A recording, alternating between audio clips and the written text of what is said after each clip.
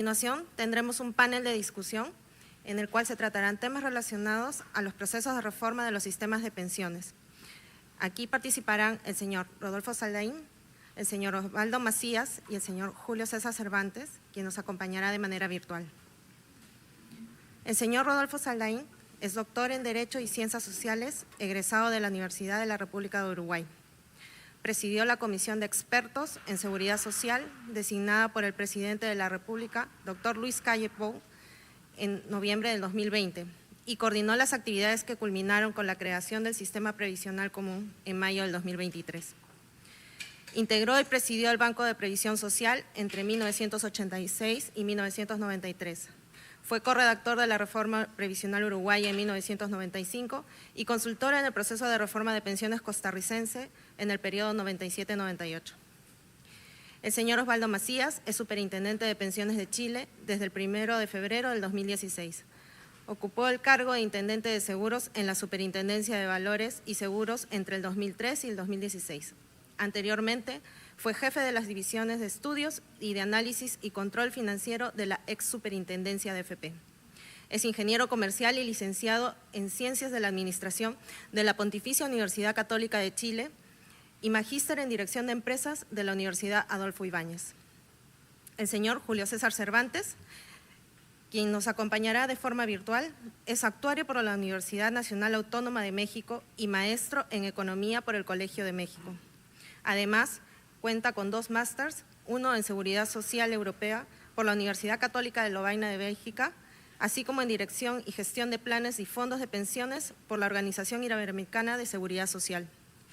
Se ha desempeñado como vicepresidente financiero de la Comisión Nacional del Sistema de Ahorro para el Retiro, director normativo de Prospectiva y Planeación Institucional del Instituto de Seguridad y Servicios Sociales de los Trabajadores del Estado, director de Política de Pensiones y Seguridad Social de la Unidad de Seguros, Pensiones y Seguridad Social de la Secretaría de Hacienda y Crédito Público e investigador del Centro de Estudios de Finanzas Públicas para la Cámara de Diputados.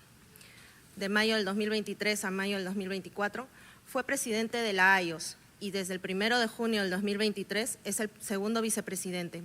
Asimismo, en el 2023 fue miembro del Buró del Grupo de Trabajo de Pensiones Privadas de la Organización para la Cooperación y Desarrollo Económicos y actualmente es miembro del Comité Ejecutivo de la Organización Internacional de Supervisores de Pensiones, en la que se encuentran representados más de 80 países.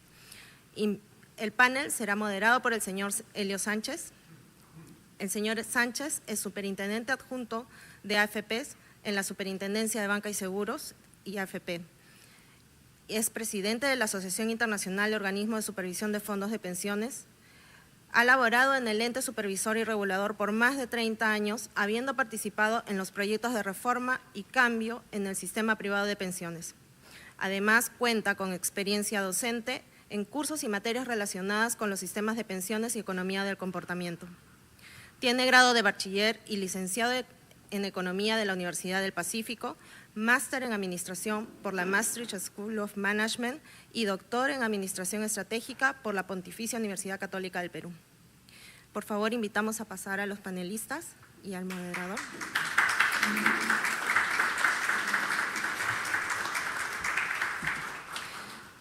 Antes de iniciar el panel, se les recuerda a todos los presentes que pueden entregar sus hojas de preguntas al personal de apoyo.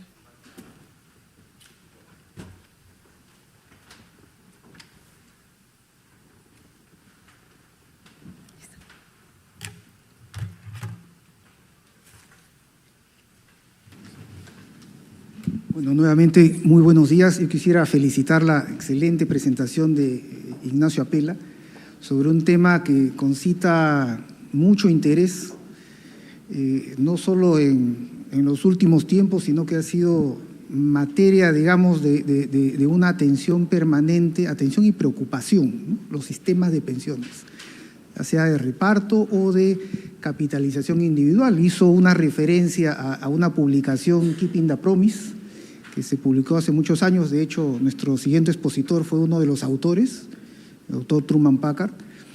Y muchos de los temas que ha mencionado Ignacio en su presentación, yo creo que los compartimos, de hecho los compartimos, y vemos que pese a la heterogeneidad de cada uno de nuestros países, ya sea en mercado laboral o uno u otro tema, compartimos muchos elementos en común. Creo que no he podido dejar de escuchar algunas frases a mi alrededor que decían, tienes razón, eso sucede en mi país, y es casualmente ese tema.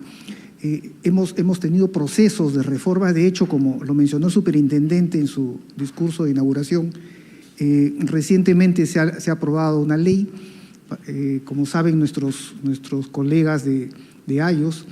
Esta ley, bueno, tiene un número muy particular, es casi inolvidable, es de 32123, una ley con un número capicúa, que tiene elementos interesantes, siempre para mejorar. Yo voy a destacar un aspecto que siempre me preguntaban nuestros colegas de AYOS, y cuando implementan la pensión mínima en el Perú. Bueno, en este caso esta ley la implementa, la crea. Bueno, vamos a ver la implementación, y tenemos muchos retos por delante. Todavía esto es una ley que va a pasar por una reglamentación, pero eso, digamos, no opaca de ninguna manera todos, digamos, los comentarios que vamos a poder tener a continuación. Sin mayor preámbulo a este tema, quisiera ceder la palabra a don Rodolfo Saldaín, de quien tenemos también el privilegio, dada la tremenda y distinguida trayectoria que ha tenido a lo largo de los años en materia de pensiones, para que nos comente algunos elementos que él va a considerar importantes y que puede compartir con nosotros. Por favor, don Rodolfo.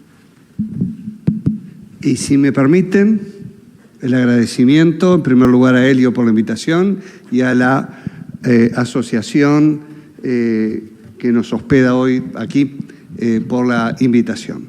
Yo voy a caminar porque me cuesta estar parado ahí atrás. Entonces, vamos a ver si logro manejar correctamente este dispositivo. Me parece que no lo estoy logrando. Ahí sí.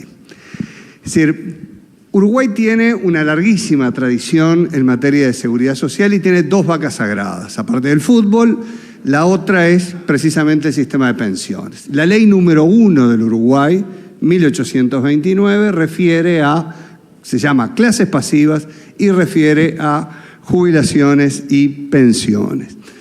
Es decir, esta situación hace que el proceso que desarrolló Uruguay entre 2020 y 2024 sea un proceso particularmente importante para la sociedad en su conjunto.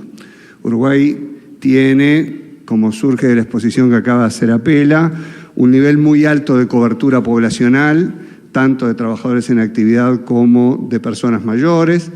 Entre los trabajadores en actividad, después de la pandemia, la recuperación del empleo fue en el sector formal. Hoy tenemos aproximadamente un 20% de informalidad, por lo tanto un 80% de formalidad, y tenemos que aproximadamente el 90-95% de las personas mayores tienen derecho a una cobertura de la seguridad social. Esos son valores que debían mantenerse de cualquier manera, pero teníamos un problema muy fuerte de sustentabilidad. Hoy el sistema implica a nivel público un total de egresos del orden de 10 puntos del Producto Interno Bruto, y vamos camino a 14, 15, con un desfinanciamiento del eje de los 4 aproximadamente. Los objetivos planteados en este proceso de reforma eran mantener lo que hemos venido haciendo bien, cobertura, es decir, también adecuación y suficiencia. La incidencia en pobreza, de la pobreza en las personas de 65 y más es de 1.7%, es decir, la general de la población en el último semestre fue 9%, y entre niños y primera juventud es 10 veces más, es decir, 17, 18, 19%. Por lo tanto, hay cosas que vamos bien, es decir, pero hay cosas que tenemos como grandes desafíos. Que bueno, ese fue el objetivo entonces de esta comisión que se creó por ley y que tuve la responsabilidad de presidir, y que tenía básicamente entre sus cometidos emitir dos informes, uno de diagnóstico, es decir, y uno de recomendaciones. La comisión tuvo una integración muy heterogénea, 15 personas designadas en consulta con todos los partidos políticos, movimientos sindicales, cámaras empresariales y demás. Con una secretaría técnica que fue muy poderosa, que estuvo fundamentalmente a cargo de funcionarios públicos, no personal político, sino funcionarios del Ministerio de Economía, caso de quien fue el secretario técnico de la comisión, un equipo actuarial y de demógrafos del Banco de Previsión Social, que es aproximadamente el 90% de la Seguridad Social uruguaya. Participaron todos los centros privados de estudio, todas las universidades, en particular la Universidad de la República. Es decir, fue una integración muy surtida. Empezamos con un plazo de 6 meses de trabajo y terminamos trabajando 11. Es decir, ahí hubo un conjunto de circunstancias que determinaron la necesidad de ir a un plazo más amplio. La pandemia, entre ellas, ¿verdad? Que tuvo además algunas virtudes la pandemia. Porque, por ejemplo, nos permitió hacer 34 eventos de perfil académico, 4 con organizaciones suecas, que no las hubiéramos podido hacer en un contexto normal, un par con Canadá y que tuvo su incidencia. Es decir, en lo que fue, es decir, la pandemia fue, es decir, tuvimos algún subproducto positivo de la pandemia.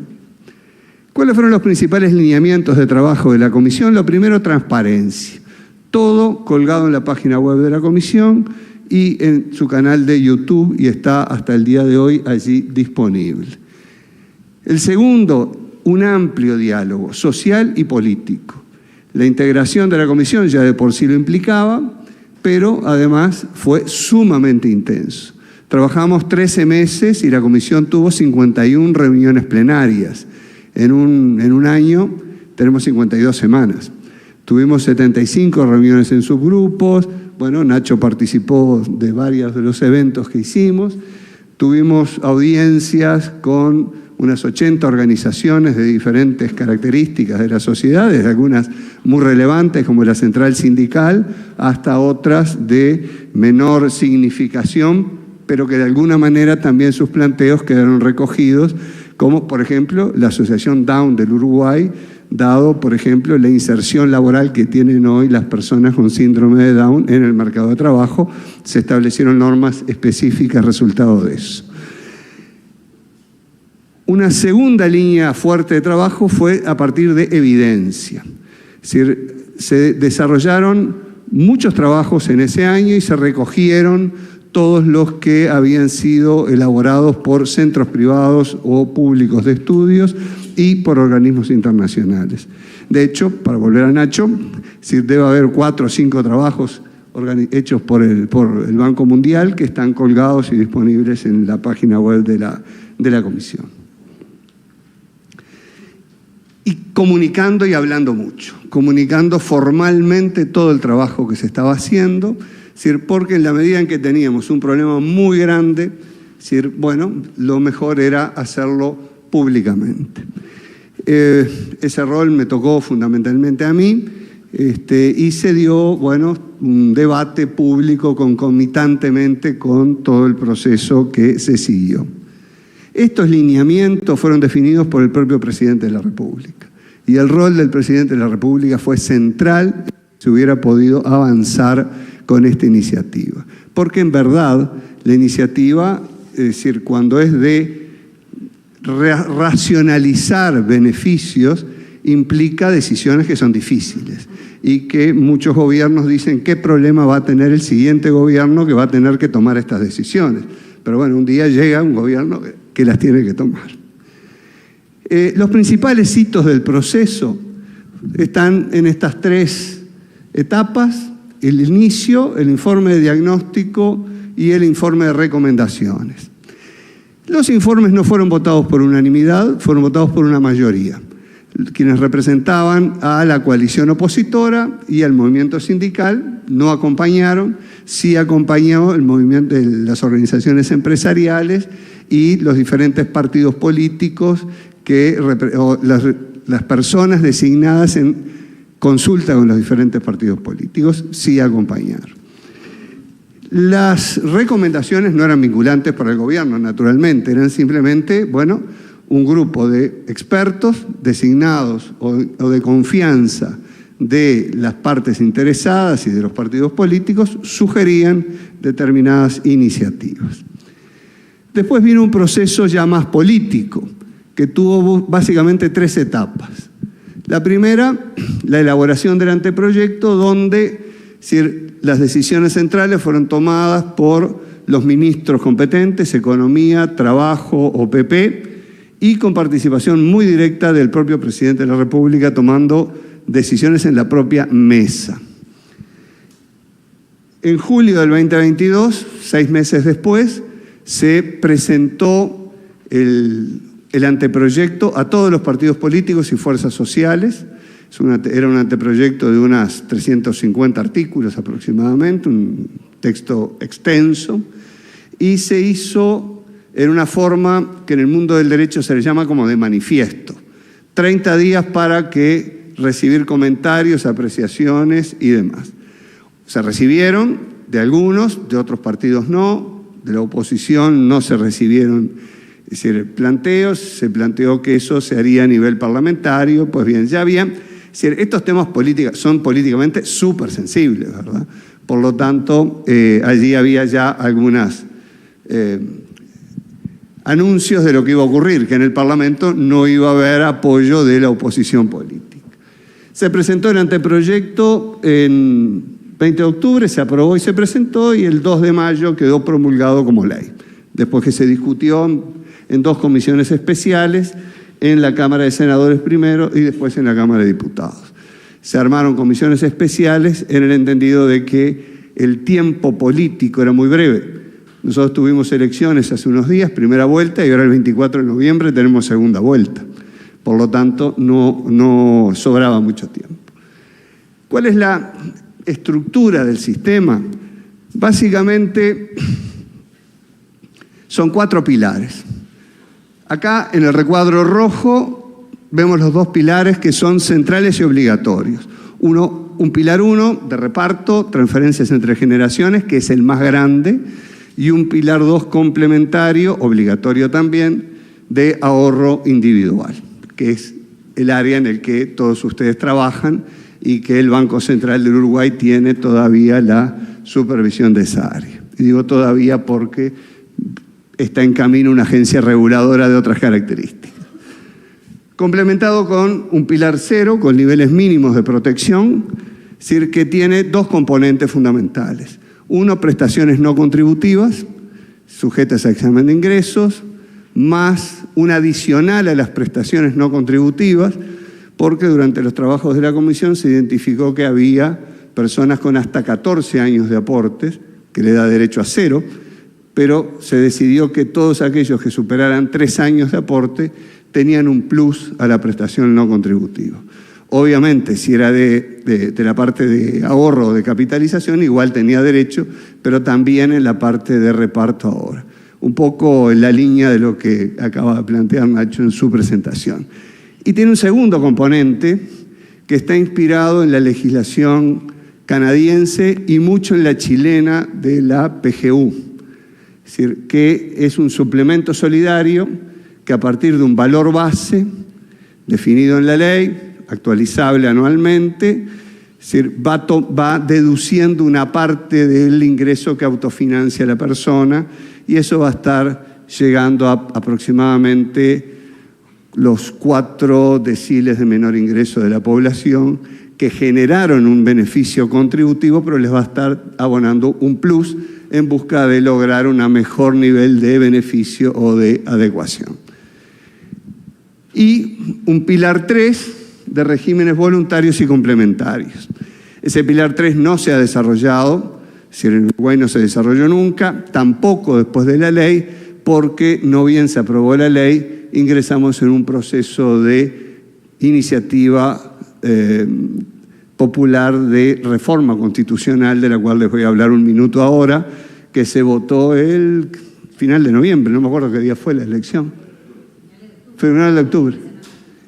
El último fin de semana de octubre se votó esa iniciativa de reforma constitucional, no logró la mayoría, obtuvo un 38% de los votos, pero no podemos decir que esté totalmente cerrado lo que se aspiraba con ese texto. Algo vamos a comentar ahora en el poco tiempo que tenemos.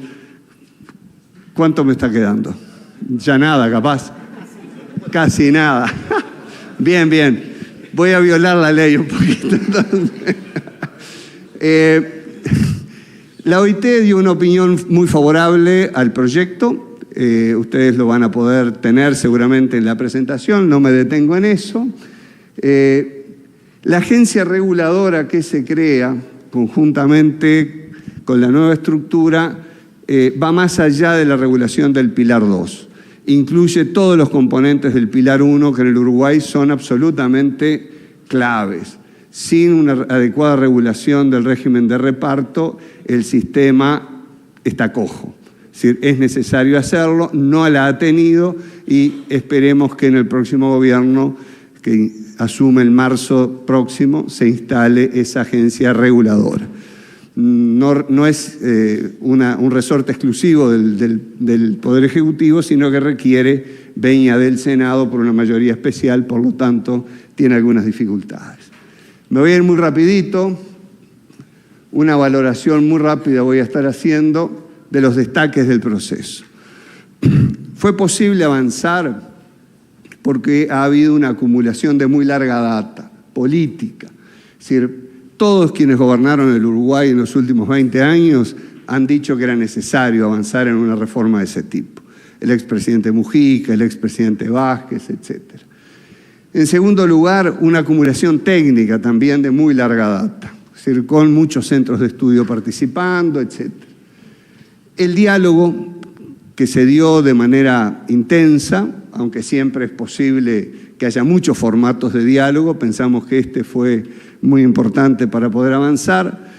Un liderazgo y valor político hacia una imagen objetivo. Eso fue absolutamente clave, porque lo que se le estaba planteando a la población era algo que la población de pronto no quería escuchar. Transiciones extensas. Es decir, el sistema va a estar plenamente implementado a partir del 2043. El primer uruguayo que se va a jubilar con 65 años, si no entra en alguna de las múltiples excepciones, es una persona nacida en el año 77. Sin cambio ninguno hasta los nacidos en el 72. Es decir, transiciones largas, que incluso permitieron ir hacia un sistema previsional común, incluyendo militares, todos los regímenes especiales, ¿no? Que ese es siempre un tema bien complicado en todos nuestros países. Mucho diálogo, mucha paciencia, mucha tolerancia y otra vez, paciencia y tolerancia fue absolutamente imprescindible para avanzar en eso. ¿Y de qué se trató el plebiscito que se votó hace unos días y que se rechazó? Tiene algunos aspectos vinculados con el régimen de reparto, jubilación a los 60 años, en lugar del cambio de edades jubilatorias que se plantea, que está vigente, y tenía un componente central, digamos, de confiscación del ahorro jubilatorio, un esquema muy parecido a la legislación argentina del año 2008, desaparición de las AFAPs y algunos otros componentes. La población votó en contra, es decir, el 38% apoyó y el resto en contra. Sin embargo, no podemos decir que esto esté liquidado. Puede que esté liquidado algunos de los aspectos centrales de esta iniciativa, por ejemplo, lo que es la confiscación y la eliminación de las AFAPs, pero no en otros componentes, porque dependiendo mucho del resultado electoral del próximo 24 de noviembre, habrá que ver cómo queda conformado el Poder Ejecutivo, entre otras cosas porque en el Frente Amplio, la coalición opositora, 7 de cada 10 votantes apoyó el plebiscito. Es decir, y si gana el Frente Amplio, es muy difícil que no tome algún tipo de iniciativa en línea con lo que eran esos planteos, pero que no van a estar con esos contenidos tan duros como confiscación del ahorro jubilatorio y eliminación de las AFAPs, probablemente con un rediseño del sistema y una nueva organización industrial. Elías, muchas gracias por la tolerancia.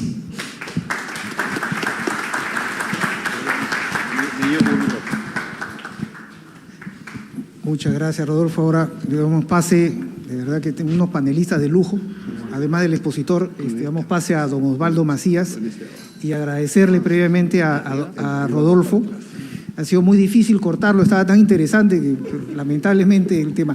Antes de que inicie don Osvaldo Macías, quería hacerles recordar si tienen alguna pregunta, por favor, se la hacen llegar a las personas que van a estar recibiendo las preguntas por escrito, para si alguien desea hacer algún comentario o pregunta a alguno de los expositores, por favor, valoraríamos mucho que nos escribieran o nos pusieran alguna nota en ese sentido. Muchas gracias. Osvaldo, por favor. Gracias, buenos días. Saludar también a Julio César Cervantes, que ha aparecido ahí en la pantalla desde México, y agradecer a la Superintendencia de Bancas, Seguros y AFP del Perú por esta invitación, y a ellos por la organización. Están aquí varios de los superintendentes y representantes de las distintas instituciones reguladoras de Latinoamérica. Me han puesto la presentación equivocada. Esta es la de mañana.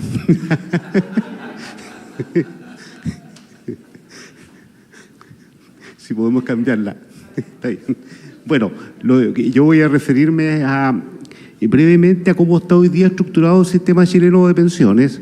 Posteriormente les voy a señalar en lo que hemos podido avanzar en el último tiempo, que es fundamentalmente el pilar no contributivo, pilar o pensión garantizada universal, y por último a lo que no hemos podido avanzar, pero queremos hacerlo y que está hoy día en una discusión intensa en Chile, en una reforma a las pensiones a la cual voy a referirme brevemente con sus aspectos fundamentales. La presentación es larga, por lo tanto voy a enfocarme solo en los aspectos fundamentales de alguna de las láminas, pero va a estar disponible si a alguien le interesa profundizar sobre los distintos aspectos en la página web de AIO, seguramente muy pronto. Vamos a partir entonces en primer término con la descripción muy breve de cómo funciona hoy día el sistema de pensiones chileno.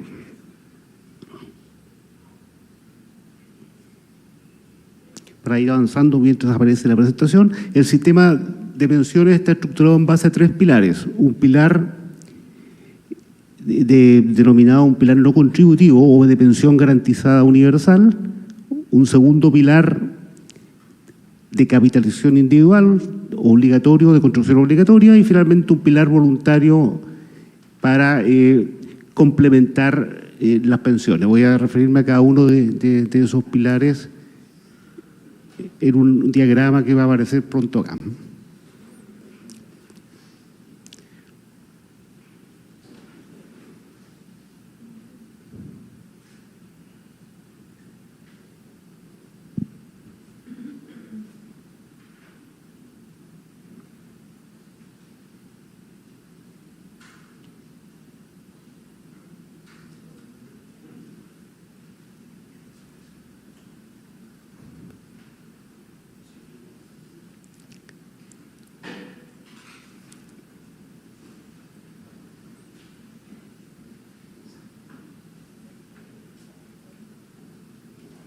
¿La tienen? Esta es.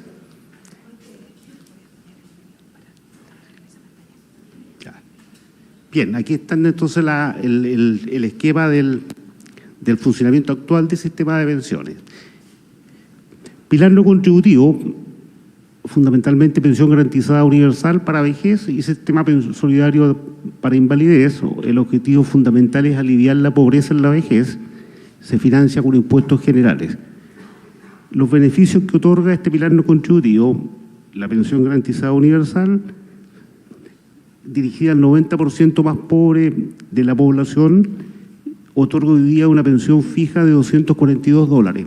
Ese es el monto, y esa pensión va dirigida a todos aquellos personas que cumplan con los requisitos, y voy a profundizar brevemente luego en aquello. El pilar de ahorro obligatorio o sistema de capitalización individual, con el objetivo de otorgar las mejores tasas de reemplazo posible en la vejez, se financia con un ahorro individual de 10% del salario de cargo del trabajador y un seguro de invalidez y fallecimiento financiado por el empleador de carácter variable, y actualmente aproximadamente 1,5% del salario, más una comisión que el trabajador debe pagar a la administradora de fondos previsionales como de 1,1% del salario. Los beneficios son, por supuesto, pensiones de vejez, dependerá del monto ahorrado, y de invalidez y sobrevivencia financiado por el monto ahorrado y por el seguro financiado por el empleador, y un pilar voluntario para financiar la pensión que cuenta con incentivos tributarios y de carácter fiscal. Algunas cifras que son importantes de recalcar. Hoy día al sistema de pensiones, ya sea de capitalización o al pilar no contributivo, están afiliados o están beneficiados 15 millones de personas, que es 3/4 parte de la población de Chile. Esto es importante porque prácticamente toda la población está muy enterada de lo que está pasando y todos creen tener la mejor solución por una reforma. Es muy difícil avanzar en Chile en reformas a pensiones, puesto que cubre a tanta gente que todo el mundo está interesado en saber y en opinar, y hay muchas encuestas que aparecen y la gente opina constantemente sobre esto. Es muy difícil avanzar en reforma a las pensiones en Chile, en parte por esta característica de universalidad. Hoy día se acumulan en el sistema de capitalización 209.000 millones de dólares, que es el 64% del PIB chileno. Se retiraron 50.000 millones de dólares en las pandemias en 3 retiros sucesivos, lo que habría hecho que el aporte sobre el PIB sería más de 80%. Se perdió una parte importante de los ahorros y eso todavía está pesando. Se perdió como un 25% de las pensiones autofinanciadas por efecto de los retiros, y se debilitó fuertemente el mercado de capitales, que tenía un componente de largo plazo muy potente, producto de los retiros de pensiones, pero aún así hay un importante componente de ahorro ahí. Y las inversiones están básicamente un 52% en Chile y un 48% fuera de Chile. Las pensiones están ahí básicamente resumidas. Del sistema de capitalización se están pagando, si ven ustedes la última columna, 1,7 millones de pensiones, y el monto total de las pensiones son de $469, y eso incluye lo autofinanciado y la pensión garantizada universal. Las pensiones del sistema antiguo, que ya no recibe más cotizaciones, son las personas que permanecieron en él. 507.000 pensiones se están pagando, cada vez menos, y son de $546, considerando también lo autofinanciado o financiado por el Estado en los beneficios definidos, más la PGU. Esos son los rangos de las pensiones hoy día. La tasa de reemplazo que alcanza el sistema previsional chileno es de 62%, casi igual entre hombres y mujeres, y pero muy influido por la pensión garantizada universal. Esa es la tasa de reemplazo de las pensiones totales. 62% considerando la pensión sobre la remuneración de los últimos 12 meses antes de pensionarse. Y aquí me detengo en la primera parte. ¿Qué hemos logrado hacer? Después le digo lo que no hemos logrado hacer. Lo que hemos logrado hacer es fortalecer fuertemente el denominado pilar no contributivo. El pilar no contributivo tiene una larga historia, nace el año 81 cuando parte este sistema de capitalización, se crean conjuntamente las pensiones asistenciales o PASIS y las garantías estatales por pensiones mínimas. Los beneficios de pensiones asistenciales era lo que es hoy día una PGU no contributiva, es para personas carentes de recursos que nunca cotizaron, se les daba estas pensiones asistenciales. Y la pensión mínima garantizada por el Estado era a quienes habían logrado cotizar 20 años en el sistema de pensiones. Eran en general montos bajos y con una cobertura de población baja porque el país era bastante pobre en aquella época. Luego, en 2008, se da un salto significativo con la creación del pilar solidario en una reforma de pensiones que hizo varias innovaciones y se estableció ahí todo este sistema de pensiones solidarias. El 2019 se genera un importante cambio, pues aumentan significativamente los montos de las pensiones solidarias, y finalmente en 2022 hay un nuevo gran cambio creando la pensión garantizada universal.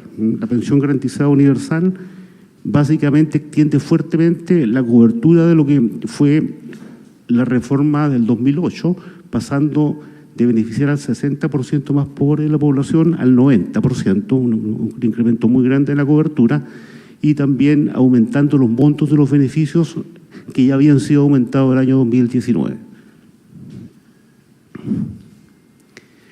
Así funcionaba la pensión universal o los sistemas de pensiones solidarios antes y después de la reforma de la PGU.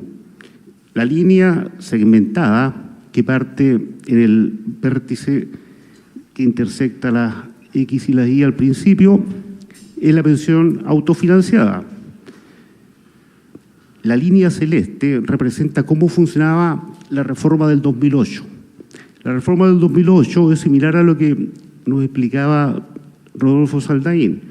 Una persona que no tenía ni pensión autofinanciada, estaba en el 0 al principio del gráfico, tenía derecho a una pensión básica solidaria. Eso abarcaba hasta el 60% más pobre de la población y era aproximadamente $180, como ustedes pueden ver ahí. Y se extinguía y era decreciente a medida que la persona tenía pensiones autofinanciadas. Si la persona tenía una pensión autofinanciada, se va desplazando por el eje, en este caso la línea punteada, porque ya algo alcanzó a generar, pero le iban dando un beneficio que se llamaba aporte previsional solidario, que complementaba a su pensión, siempre hasta el 60% más pobre de la población, y si ya tenía una pensión de $500 y un poco más, no había más pensión. Entonces la línea celeste terminaba ahí. La PBS era cuando no tenía cotizaciones y el APS era el complemento, el aporte previsional solidario. Eso se sustituyó el 2022, a principios del 2022, por la pensión garantizada universal, que es la línea azul oscura y que funciona de la siguiente forma. La pensión garantizada universal, a diferencia del sistema solidario de pensiones, es un monto fijo, y ustedes lo pueden ver. Una persona que nunca contribuyó recibe como 200 y tantos dólares de pensión, $220 de pensión aproximadamente. Pero si las personas contribuyeron, ya no hay un aporte que va disminuyendo a medida de que su pensión autofinanciada es mayor, sino que sigue siendo fijo. Ustedes pueden ver acá. Entonces, todas las personas reciben el mismo complemento. Los que nunca contribuyeron y los que contribuyeron y tenían pensiones autofinanciadas reciben el mismo valor. De esta manera no se castiga a la persona que, habiendo contribuido en su vida, no tuvo una muy buena pensión. Se lo premia de la misma manera que aquel que no logró contribuir. Si llega a valores de pensiones de $800 o más, aproximadamente, ahí sí que se empieza a bajar el monto de la pensión, que ustedes ven que se quiebra la curva ahí arriba, y finalmente ya cuando alcanza pensiones como de $1.300, una cosa así, se elimina el beneficio, termina. Entonces esto nos permite evitar este impuesto. Hay como un impuesto implícito al trabajo en el anterior diseño, que es un buen diseño, pero a la medida que la persona va ahorrando más, el Estado le va quitando beneficios. Entonces había un cierto impuesto implícito al trabajo en ese diseño. El de acá es un beneficio fijo y no castiga a las personas que sí ahorraron para pensión, pero cuando ya alcanzan un beneficio suficientemente alto, les va quitando el beneficio. Esto es interesante observar cómo evolucionaron los distintos beneficios solidarios a través del tiempo.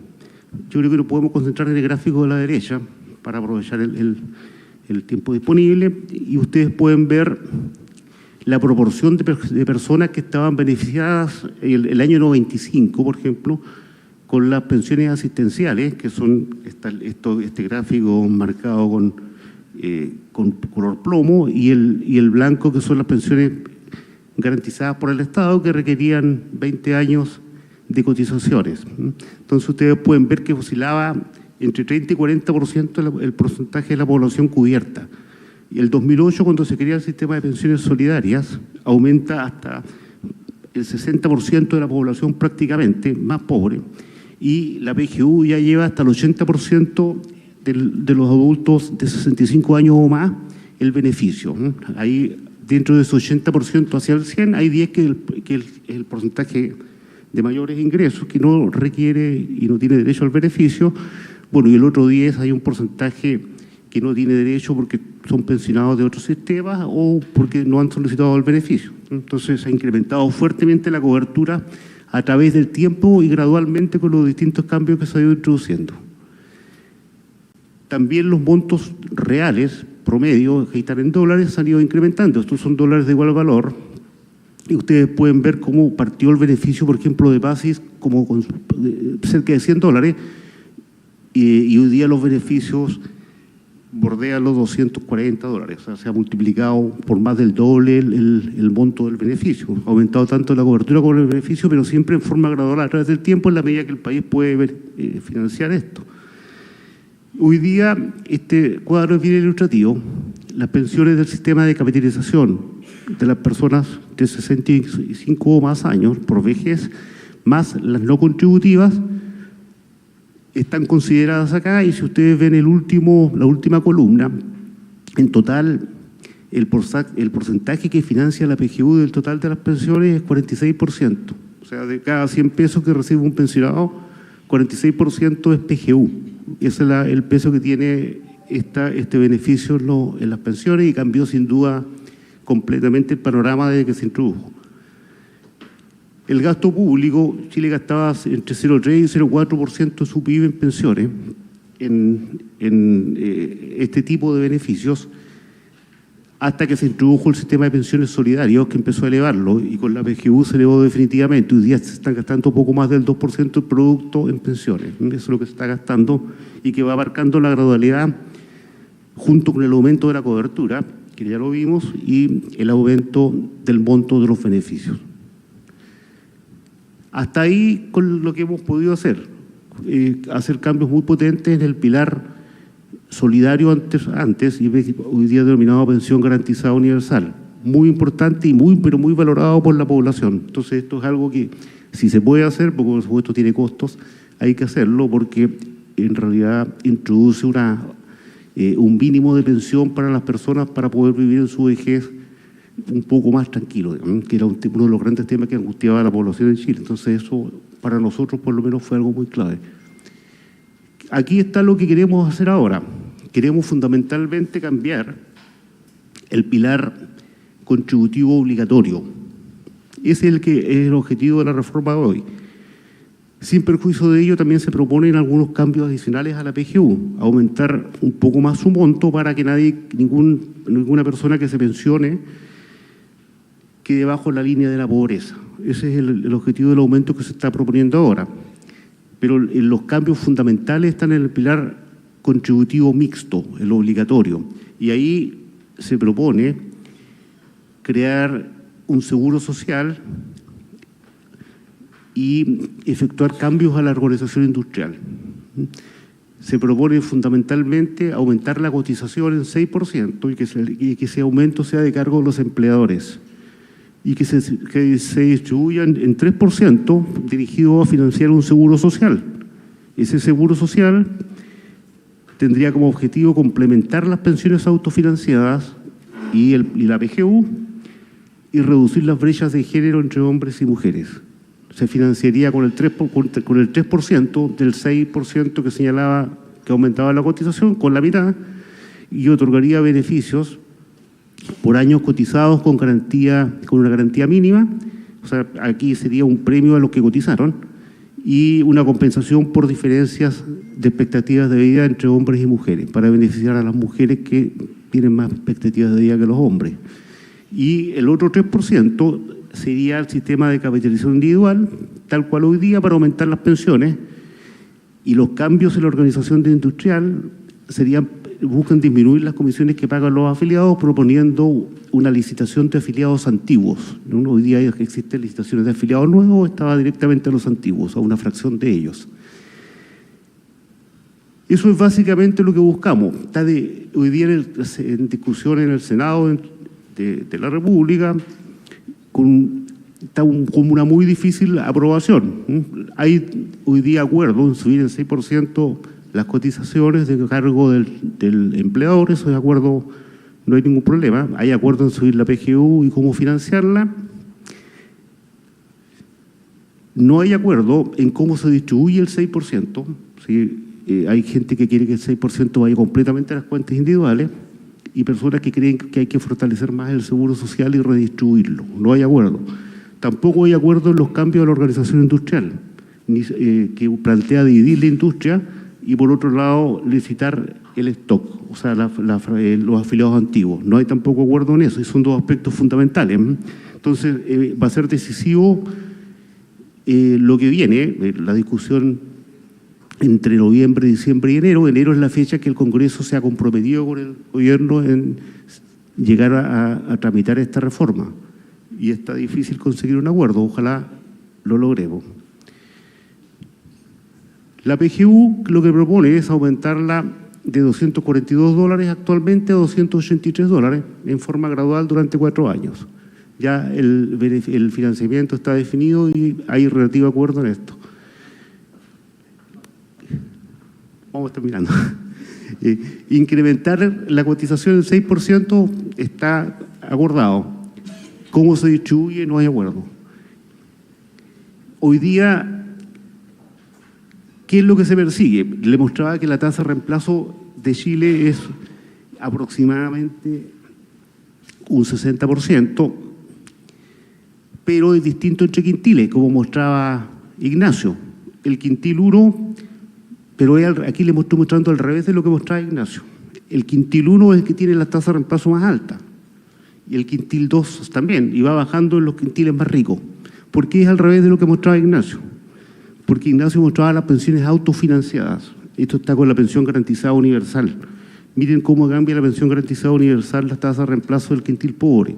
Lo eleva enormemente porque le otorga un muy potente beneficio no contributivo. Entonces lo que se está buscando hoy día es subir, y eso sí hay acuerdo, las tasas de reemplazo de los quintiles de clase media y clase media más alta, que son básicamente del 3 en adelante. Eso es importante dejarlo. La licitación anual se propone licitar el 10% de las carteras antiguas a quien ofrezca la menor comisión. Eso es un tema muy importante porque no hay duda que permite bajar las comisiones que hoy día se pagan, pero hay efectos secundarios fuertes que hoy día están en discusión que hacen que la propuesta no sea de fácil aprobación. Se programan repasar los multifondos por fondos generacionales, flexibilizar las inversiones, y lo que se busca en definitiva y que se lograría, según los cálculos, es pasar a tasas de reemplazo de 74% para los hombres y 71% las mujeres si esto se aprobara. Y esto es como consecuencia del aumento de la PGU y como consecuencia del seguro social que se instauraría, porque el seguro social con ese 3% subiría las pensiones de hoy de los afiliados, de las personas que están jubilados hoy día y que han cotizado y de los que se van a jubilar próximamente. Y el 3% va a subir las tasas de reemplazo a futuro, o sea, es un cambio significativo en las tasas de reemplazo.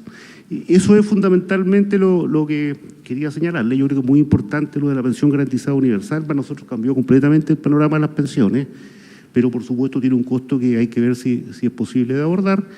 Y el sistema, en su parte contributiva obligatoria, que queremos reformarlo, yo creo que tenemos acuerdo en cosas importantes, pero hoy día está muy difícil avanzar por los desacuerdos en que hay en cómo se distribuye el 6% adicional y los cambios a la industria. Ese es como el panorama muy general.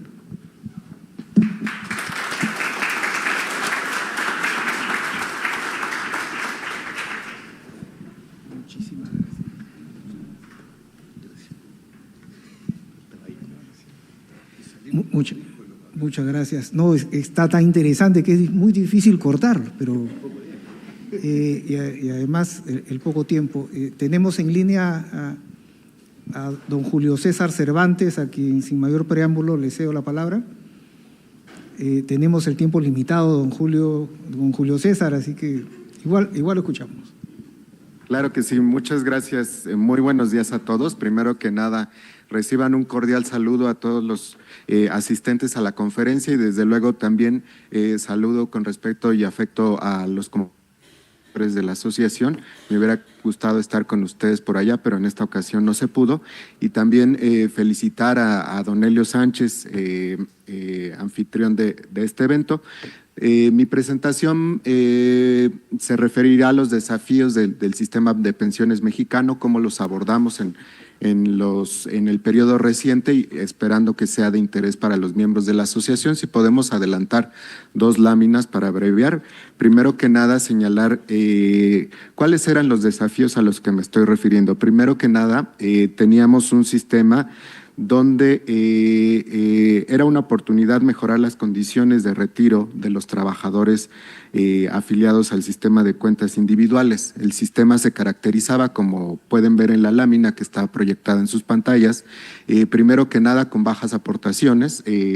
Desde hacía tiempo se habían realizado comparativas, estudios, y el nivel de aportación era relativamente bajo. También teníamos un escaso ahorro en muchas de las cuentas, lo que originaba que pocas personas alcanzaran el derecho a obtener una pensión.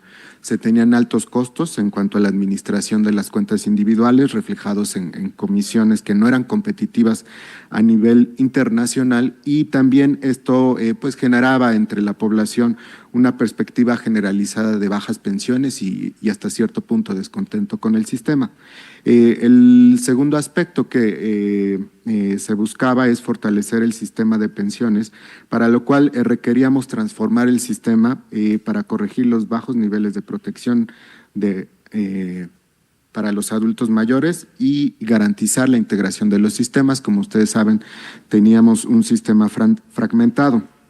Con estos desafíos, el gobierno mexicano realizó una serie de reformas para combatir problemas con un alto carácter social y teniendo al trabajador en el centro de las decisiones, por lo que se puede afirmar que hoy el sistema de pensiones mexicano es diferente, y reflejo de ello es la reciente publicación de el indicador Mercer, que nos dio un resultado muy favorable. La reforma consistió en, primero que nada, una reforma que se realizó en 2020 a la Ley del Seguro Social, que tuvo como objetivo 3 pilares. El primero fue la entrada en vigor de un nuevo nivel de aportaciones a la cuenta individual, que están aumentando gradualmente del 6.5% del salario básico de cotización para alcanzar 15% hacia el año 2030. En este momento estamos por niveles del 8.5%. El año próximo se recaudará por cada trabajador 9.5% de su salario, con lo cual le está incrementando de manera muy sólida tanto la contribución a nivel individual, en el saldo de cada trabajador, como en el sistema, de tal suerte que se estima que entre 2023 y 2030 las aportaciones adicionales aumentarán el ahorro pensionario en 111 billones de dólares, lo que generará que los activos administrados en el sistema de ahorro para el retiro no crezcan de manera exponencial, llegando a representar casi el 61% del PIB en la gráfica que tienen en su lado izquierdo hacia el año 2050. Hoy el ahorro de los trabajadores representa el 20.7% del PIB, por lo que el crecimiento de tal magnitud nos representa retos importantes en cuanto a asignación en las diferentes clases de activo y desde luego en beneficio de los trabajadores. El segundo pilar de esta reforma, la Ley del Seguro Social de 2020, tuvo que ver con el cambio, como ya lo había señalado Ignacio, en el requisito de cotización necesario para alcanzar la pensión garantizada. Esto nos ha permitido que ya observemos resultados de la pensión a corto plazo. Estos resultados implican que entre enero de 2021 a septiembre de 2024, 74,800 personas han recibido una pensión, mientras que de no haberse llevado a cabo la reforma, tan solo 5,610 trabajadores habrían alcanzado derecho a una pensión. Entonces, mientras que por un lado observábamos que el incremento de las contribuciones está generando una mejora generalizada para los trabajadores en el largo plazo, en el corto plazo esta reforma ya tiene resultados en la mejora en la tasa de reemplazo observada, que son los diagramas que tienen en su pantalla. Hasta antes de la reforma teníamos una tasa de reemplazo promedio ya efectiva entre los trabajadores que habían cobrado el derecho de 49%, y a hoy esta tasa de reemplazo promedio es del 72%. El tercer pilar de esta reforma 2020 se refirió a los costos, donde se propició una reducción de las comisiones que fue histórica. Pueden ver del lado izquierdo de sus pantallas que reducimos hasta en un 46%, disminuyéndolas desde el 1.112% del saldo total de la cuenta, que era la comisión vigente en 2015, hasta la comisión promedio que se va a observar en 2025, que es de 0.548. Como ustedes saben, esta comisión se estableció a través de una reforma a la Ley de los Sistemas de Ahorro para el Retiro, que calcula una comisión máxima con base en referencia en tres que serían Chile, Colombia y Estados Unidos, y esto ha generado para los trabajadores un ahorro acumulado que estimamos hacia el año 2030 de 9.9 billones de dólares de recursos que van a permanecer en sus cuentas individuales y que desde luego van a tener un impacto positivo en su tasa de reemplazo. El trabajo para la mejora del sistema de pensiones no quedó ahí, se realizaron acciones para incrementar la cobertura, dado que, como ustedes saben, la economía mexicana pues está caracterizada por una alta prevalencia de trabajadores en el sector informal. En ese sentido, se realizaron una serie de acciones para tratar de afiliar cada vez más trabajadores de este sector hacia el sector formal. En primer lugar, se afiliaron personas trabajadoras independientes con otra reforma a la Ley del Seguro Social. En este instituto se ofrezca un aseguramiento simplificado para la incorporación voluntaria en el régimen obligatorio para la población que labora en actividades diversas como comercio, artesanos, negocios familiares. Este esquema de aseguramiento también permite que los mexicanos que trabajan y laboran en el extranjero, en Estados Unidos primordialmente, puedan afiliarse al instituto sin tener un patrón en México, sumando semanas de cotización para alcanzar la pensión garantizada. También, como ya se mencionaba en las presentaciones anteriores, se hizo una reforma al esquema de subcontratación o outsourcing.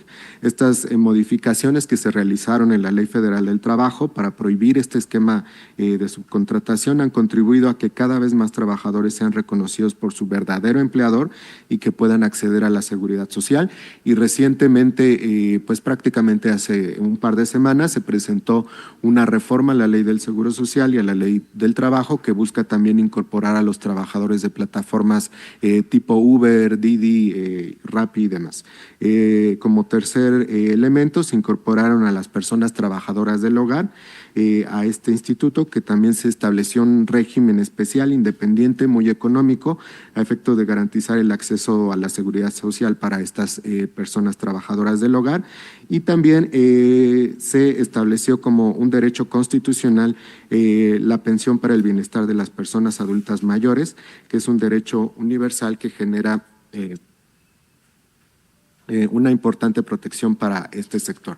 En ese sentido, para hacer una comparativa con lo que en los países de nuestros compañeros de IOS es la pensión garantizada universal, podemos decir que en el caso mexicano este elemento está compuesto, digamos, de tres pilares en esta pirámide. Por un lado tenemos en la base la pensión del bienestar para adultos mayores, que es una pensión no contributiva universal para todos los adultos mayores a partir de los 65 años de edad, sin importar si hayan cotizado o no algún sistema de seguridad social.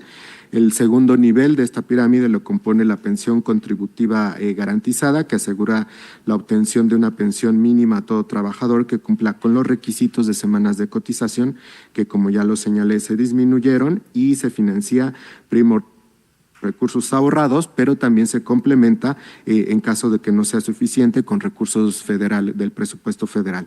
Esta pensión contributiva garantizada está contenida en dos leyes. Me regreso tantito, la pensión no contributiva está garantizada en la Constitución, la pensión contributiva garantizada está contenida en dos leyes para los trabajadores públicos, en la Ley del Seguro Social, para los trabajadores del sector privado en la Ley del Seguro Social, en tanto que para los trabajadores públicos está en la Ley del ISSSTE, que es el de Seguridad y Servicios Sociales para los trabajadores del Estado.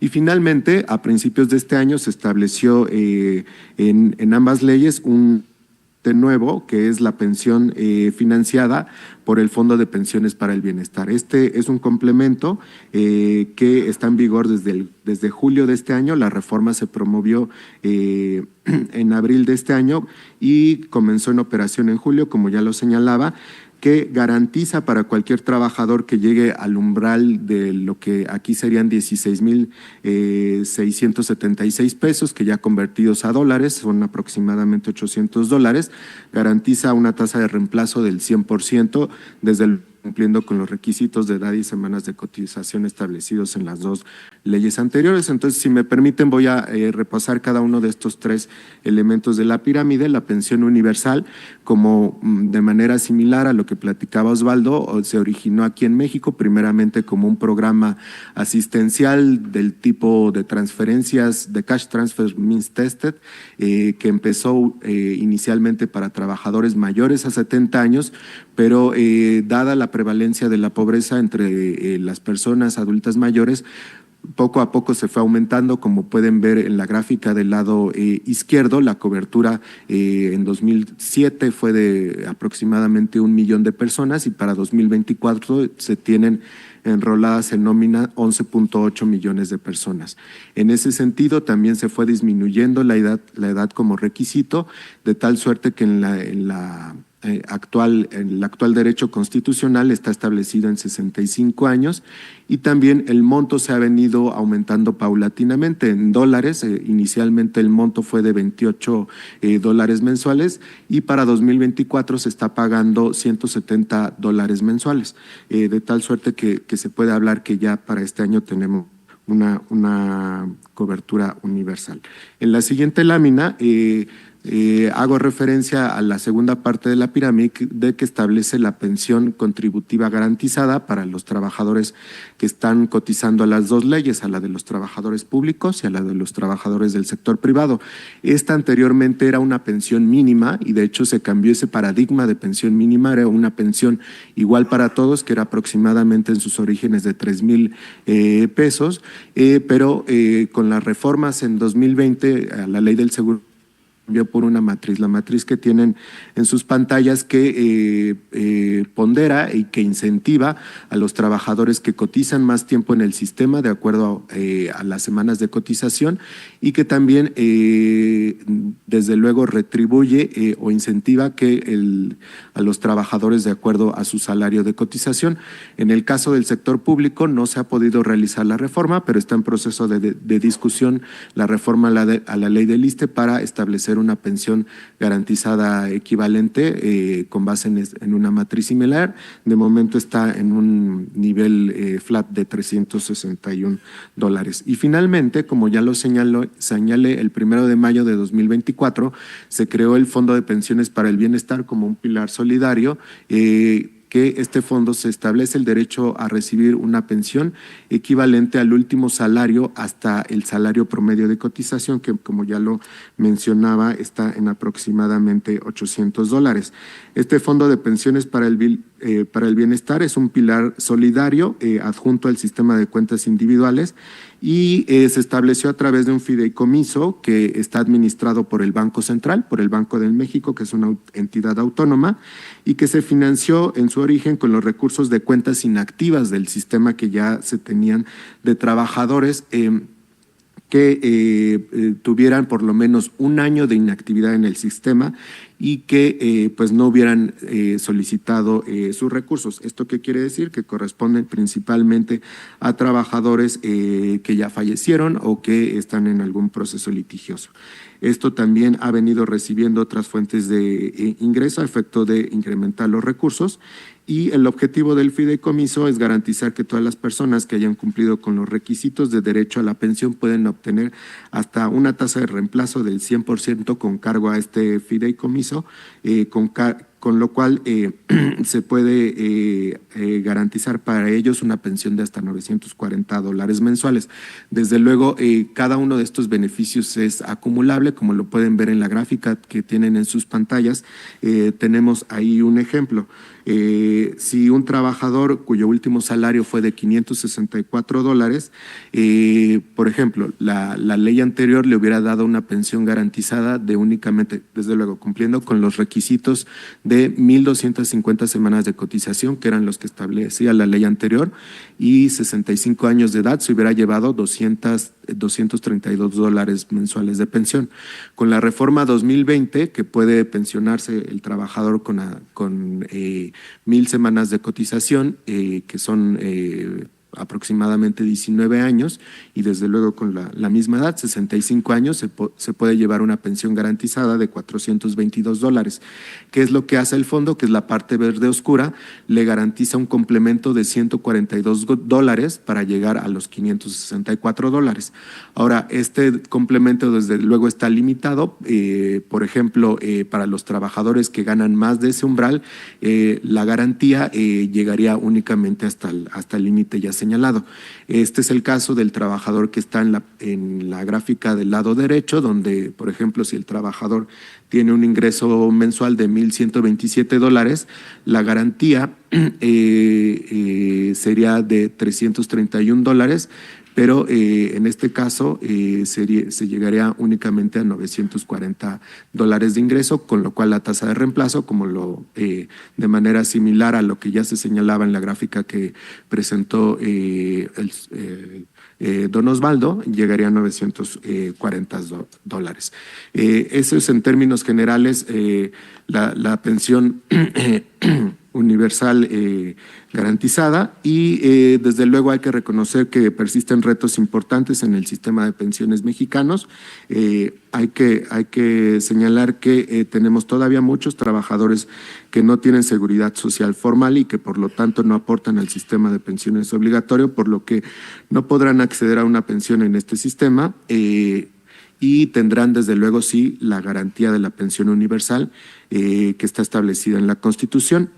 Hay que señalar que en México la población que labora actualmente, 54% lo hace en la informalidad, sin protección social, lo que equivale a 32 millones de personas, y este es desde luego nuestro reto más importante. Sería por mi parte todo. Desde luego quedo atento si tienen alguna duda o comentario. Muchas gracias.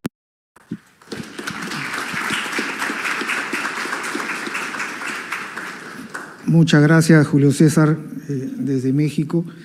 Muchísimas gracias. Ha sido interesante y, por cierto, también, además de muy difícil de cortar, muy interesante los puntos de vista.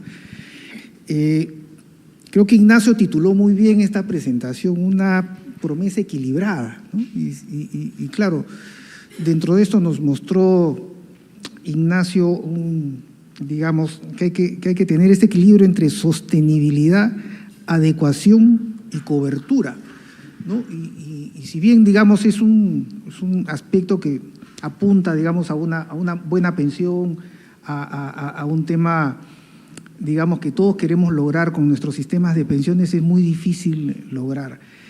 Y entonces voy a resumir. ¿Por qué menciono esto como preámbulo? Porque las preguntas que hemos estado recibiendo apuntan a eso. Tengo una primera para Ignacio Apela, donde, bueno, la pregunta es, ¿qué modelo de régimen de pensiones podría funcionar para el sector independiente? O en todo caso, para que sea sostenible, ¿no? Eso se combina también con otra pregunta interesante, porque es alguien que entiendo se preocupa por el tema fiscal, ¿no? Y por lo menos de la experiencia que yo he visto, siempre cuando se quiere lograr algo, escuchas una frase muy repetitiva, que es no hay plata, ¿no? Entonces, no podemos proteger porque no hay plata, tenemos que cuidar la caja fiscal, etcétera, etcétera, etcétera. Entonces, y un poco va esta primera pregunta para Ignacio, ¿no? ¿Qué modelo de régimen de pensiones podría funcionar para el sector independiente? ¿Es forzarlos con una tasa de aporte como se ha hecho con esta ley que se ha aprobado en el Perú, aunque sea algo gradual? ¿Cuál sería tu comentario? Gracias. Hoy esta discusión la hemos tenido aquí en Perú también, creo, a principio de año o el año pasado, no recuerdo muy bien, pero es una discusión que es muy relevante porque es como tomó mucha fuerza en muchos países de la región en los últimos años. Y la respuesta es que no tengo un modelo, al menos yo, ideal para los trabajadores independientes, pero por un motivo que tiene que ver con la gran heterogeneidad que el grupo de trabajadores independientes tiene. Si hablamos de sistemas de pensiones, estamos hablando de ahorro de largo plazo. Entonces, por hacer discreto el problema, aunque no lo es, porque es continuo, uno puede agarrar al grupo de trabajadores independientes y subdividirlo en 3 grandes grupos, aunque está mal, pero simplemente a los fines representativos.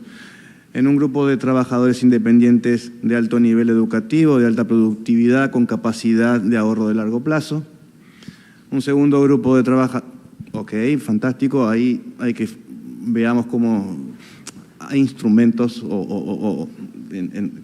que se han implementado y que habría que estudiarlos y ver cuál se adaptaría mejor para incentivar una mayor participación.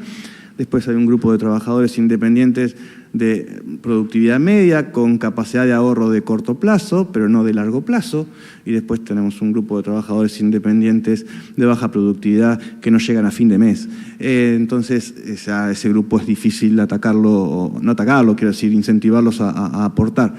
Lo que quiero decir con esto, en cada país lo primero que debemos hacer es estudiar la demanda, estudiar ese grupo de trabajadores, quiénes son, en qué ocupación se desarrollan, qué productividad tienen, qué nivel de ingreso y ahorro tienen, y a partir de ahí definir un instrumento. No hay un único instrumento, hay un abanico de instrumentos. Uno puede ir desde lo obligatorio, hasta lo voluntario, y en el medio pasar por combinaciones con incentivos de esos instrumentos.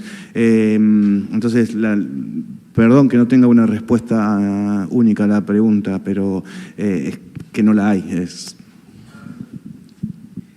Gracias, sí, tiene razón Ignacio. Este ha sido un tema que empezamos a tener, digamos, una preocupación mucho más profunda, inclusive el año pasado, que tuvimos una presentación, no es por hacerle propaganda al documento que tienen ustedes, pero en parte ahí está una discusión tremenda que la verdad que no se acaba. Hay una pregunta que es para don Rodolfo, basado, digamos, la economía política en una discusión de reforma es un tema crucial. Y es muy difícil cuando están inclusive todos los sectores, porque los consensos, como muy bien has mencionado, a veces no se llegan a lograr. O sea, consenso total es un poco difícil. Dentro de tu experiencia, como has participado, ¿cuál ha sido el punto más o el aspecto más difícil en el cual tú has podido ver que no se ha podido lograr un consenso o que más te ha llamado la atención? Esa es una pregunta bastante personal, pero que un poco invoca a la experiencia que has tenido, Rodolfo. Bien, yo he ido transitando del ideal del consenso al ideal de la aceptabilidad. ¿Cuál es la diferencia entre una cosa y la otra? Lo conversamos en Costa Rica hace unos meses. Es decir, la ley en el Uruguay, la que creó la CES, planteaba como primer instancia el consenso, luego la votación. El consenso es muy difícil porque otorga poder de veto a cualquiera de quienes están llamados a expresarse. Nosotros podemos ver un continuo desde lo que fue, por ejemplo, el rechazo en Nicaragua, es decir, con decenas de muertos en las calles, lo que fue en un grado inferior de rechazo en París, pero París en llamas, o lo que fue el rechazo, por ejemplo, en Uruguay, donde cómo se concretó ese rechazo en una recolección de firmas para una reforma constitucional, es decir, que se llevó a votación. Ahí obviamente no hay consenso, es decir, pero hay una forma de canalizar el disenso. Y cuando yo hablo de la aceptabilidad me refiero a algo que nosotros medimos a lo largo del proceso, que si nosotros acompañamos el proceso con probablemente 8, creo que fueron encuestas de opinión pública que hacíamos en los meses pares. Varias veces medimos Es decir, la ley está llena de dispositivos que surgen de esos relevamientos de opinión pública. Varias veces medimos aquellos puntos que eran más ríspidos. Por ejemplo, la suba de la edad jubilatoria, ese es el más ríspido. Es decir, Nacho decía que en una vieja discusión que tengo con Rafa Rothman, es decir, de incentivos o cambios normativos. Bueno, a ver, en el Uruguay la reforma del año 95 estableció incentivos muy potentes. Quien difería el retiro, es decir, tenía incentivos de tipo 10 hasta 30% más de beneficio. Es decir, el resultado fue nulo. El resultado fue nulo. Es decir, en esta oportunidad decidimos ir por las dos cosas, mantener incentivos, pero al mismo tiempo hacer un cambio normativo. Entre los incentivos, por ejemplo, la posibilidad de que quien difiera 3 años su jubilación en el Pilar 1 pueda acceder al 9% en forma de capital de su saldo de la cuenta de ahorro individual. Es decir, ahí se le permite un retiro en capital. En Uruguay no hubo retiros en capital. En definitiva, creo que la clave está en buscar, es decir, la aceptabilidad de la reforma. ¿Qué decían esos encuentros, esos estudios de opinión pública? Cuando le preguntaban así de una a las personas, el rechazo era un 60%. Pero después de dar información en unas técnicas que usan los encuestadores, con excepciones, con gradualidad, con esto y con aquello, bueno, un 60% decía, está bien, no me gusta, pero lo entiendo. Y el rechazo se concentraba en un 40%. Algo muy parecido a lo que fue el resultado del plebiscito. Es decir, que fue un 38% de rechazo. Pero después de un enorme esfuerzo de información. Pero bueno, creo que eso es parte de la tarea que hay que cumplir. En resumen, creo que el consenso es un ideal demasiado exigente y creo que sugeriría rebajarlo un poquito a la aceptabilidad. Muchas gracias, Rodolfo. Y luego, bueno, hemos recibido algunas preguntas que creo que más bien van a ser para el próximo expositor. Creo que van más para Truman, por lo que leo acá, digamos, ¿no? Y voy a permitirme combinarlas. Los temas de pensiones, claro, están muy vinculados al mercado laboral, a los impuestos, al impacto fiscal y también al rol del empleador, ¿no? Y entonces esta es una pregunta que en términos generales la hago, de repente es para ti, Ignacio, de lo que, digamos, tú has visto en América Latina, ¿estos se tratan así siempre por separado o esto ya va a depender un poco? Yo sé que es una pregunta complicada, si ya me miraste mal,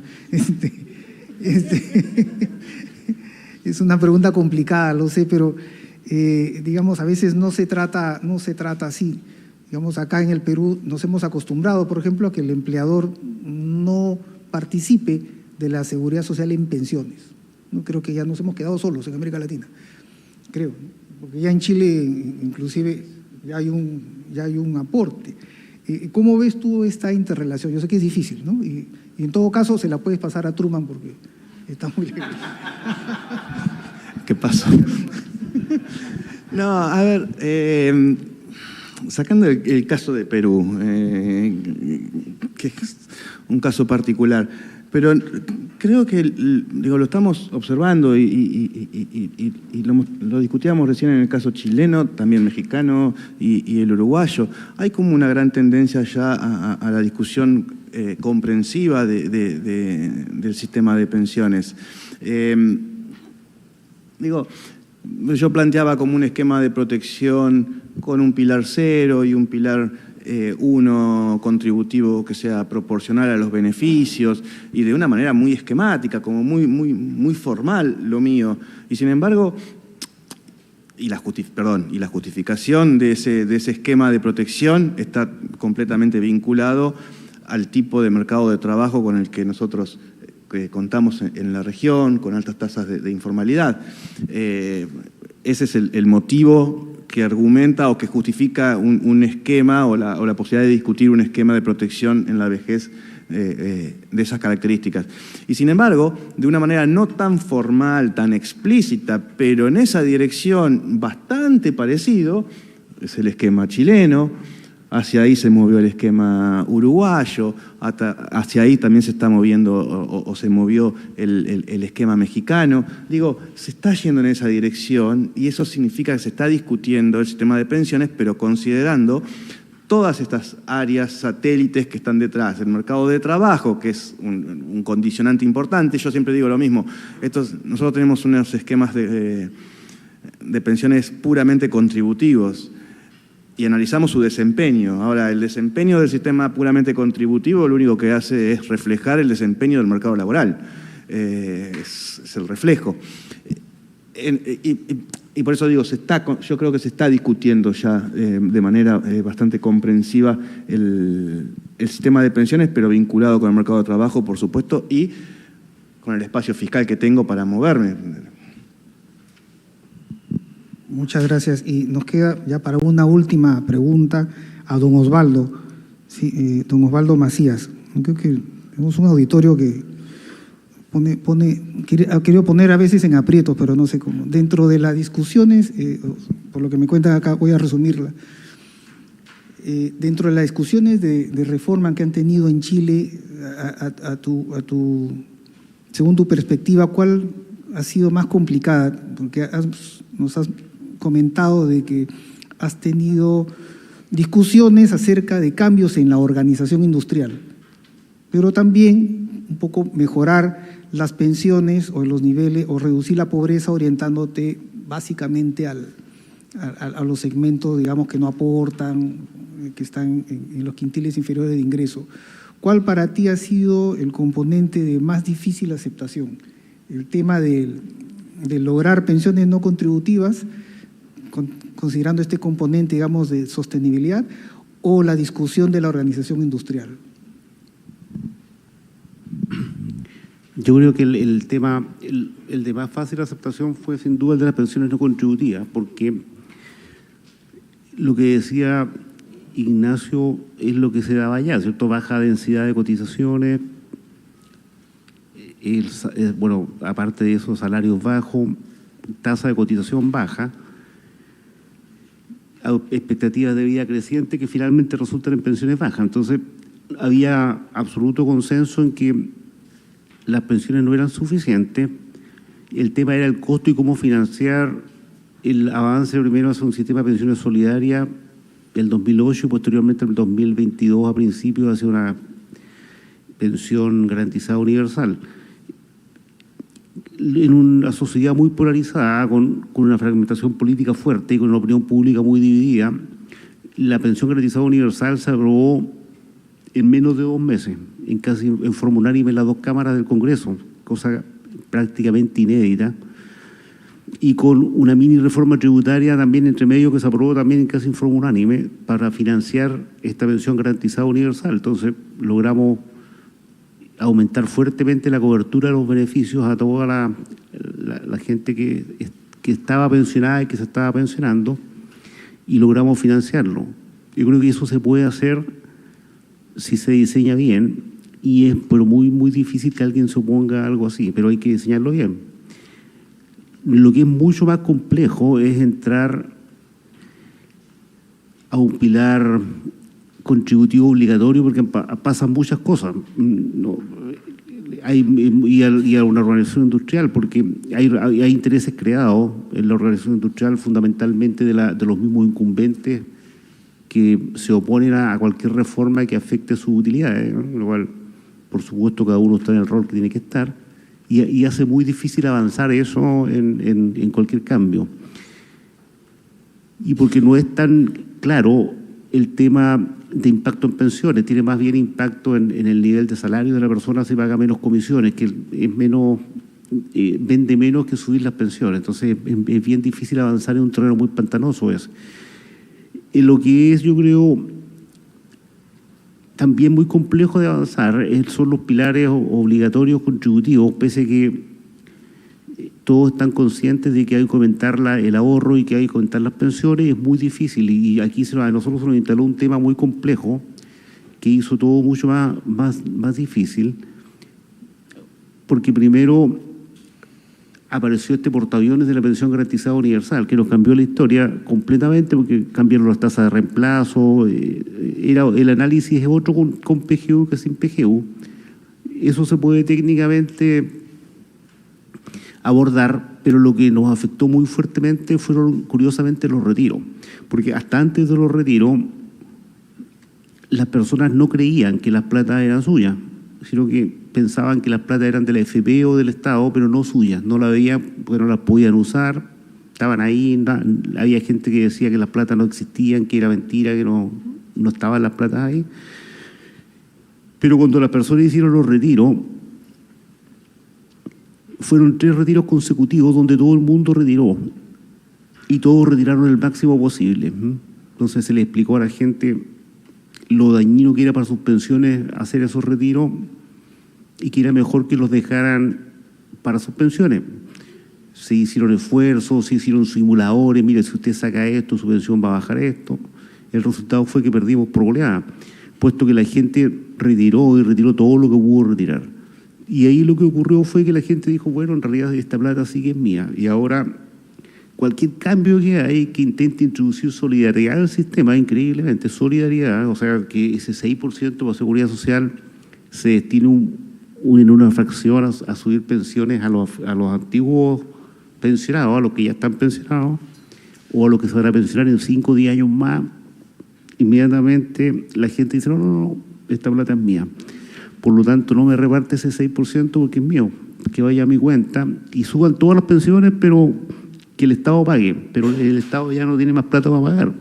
Entonces, no se pueden seguir haciendo reformas tributarias porque es muy caro el costo y estamos ahí entrampados en que todos están de acuerdo en que hay que subir el 6, que debe ser el empleador el que esté a cargo, que sea gradual, por supuesto, para no afectar el empleo, pero estamos entrampados en eso, como ahora la opinión pública se opone a eso, lo que antes era relativamente consensuado de que se podía distribuir este 6 ya no es consensuado. Entonces estamos ahí en esa dinámica hoy día. Entonces yo creo que es muy complejo avanzar. Yo creo que una lección que uno va aprendiendo con esto es que hay que tratar de no hacer mega reformas, sino que hacer reformas más pequeñas. O sea, tal vez uno enfocarse primero no sé si depende de la necesidad que tenga cada país, en la PGU, pero hacer eso no va. Luego hago otra y me enfoco a lo mejor en la organización industrial, pero me enfoco en eso y así. Pero cuando uno plantea mega reformas, finalmente es muy difícil avanzar porque siempre hay alguien que se opone a alguna de las partes estructurales y eso entrampa los avances. Es lo que nos está pasando a nosotros hoy día, ¿eh? Pero hemos avanzado bastante, pero yo creo que si usted le pregunta a cualquiera en Chile, todos tienen su propia reforma y todos creen que tienen la razón. Entonces, está mucho encontrar ese nivel de aceptabilidad que señalaba aquí nuestro amigo uruguayo, ¿no? Entonces, lo más complejo yo creo que sin duda es cambiar la parte de los pilares contributivos obligatorios en términos de aceptación de la población y del sistema político. Y mucho más fácil es cambiar los sistemas no contributivos porque los beneficios son muy claros y afectan a mucha gente. Entonces el sistema político está ávido de aprobar reformas de ese tipo. Lo complejo ahí es encontrar el financiamiento para hacerlo. Esa es la parte compleja. Muchísimas gracias, agradezco mucho. Nada, ya tenemos el tiempo en contra, así que yo les pido un fuerte aplauso para nuestros panelistas, expositores. Nos llevamos muchísimas lecciones, aunque ustedes no lo crean. Y espero que nos hayan escuchado por ahí, por lo menos algunas personas que veo presentes. Pero nada, muchas gracias nuevamente. Gracias.